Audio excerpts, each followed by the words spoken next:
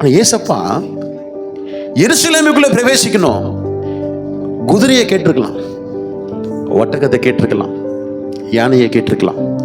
ஒருவேளை குதிரை மேலேயோ யானை மேலேயோ ஒட்டகத்தின் மேலேயோ அவர் வருவதா இருந்தா அது ஒரு யுத்தத்துக்கு போவதுக்கான அடையாளம்.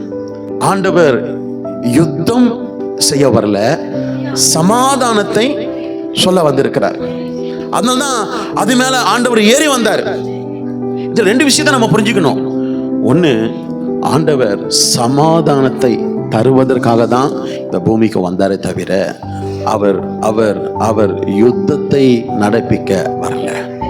இன்னைக்கு தேவனுடைய பிள்ளைகளாகிய நாமும் சமாதானம் பண்ணுகிறவர்களாய் தான் இருக்கணுமே தவிர யுத்தங்களையோ பகைகளையோ பிரிவினைகளையோ உண்டு பண்ணுகிறவர்களாய் தேவனுடைய பிள்ளைகள் நம்முடைய வாழ்க்கையில எப்பவுமே காணப்படக்கூடாது. கழுது மேல எவ்வளவு வச்சாலும் சுமக்கும், எவ்வளவு பாரத்தை வைத்து எவ்வளவு பெரிய மலை மேல ஏற சொன்னாலும் அது பாட்டுக்கு ஏறிக்கிட்டே இருக்கும்.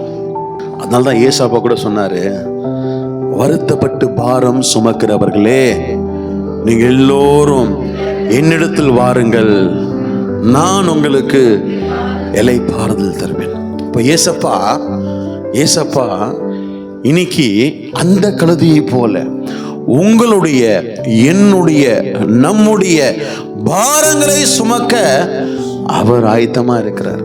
நீ எவ்வளோ பாரத்தை கொடுத்தாலும் அதை சுமப்பதற்கு அவர் ஆயத்தமா இருக்கிறார். அதனாலதான் டெஸ்டிஃபையா பண்ணிட்டாங்க, இயேசு மேல பாரமான சிலுவையை வைத்து அவரால் முடியல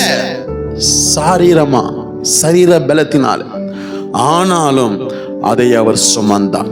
எவ்வளவு பேர் சிலுவையில் அறைந்தாங்க இந்த ரோமர்கள், ஆனா அறைந்தவர்கள் எல்லாருமே அந்த சிலுவையை சுமந்து வந்தார்கள் அப்படின்னா வரல.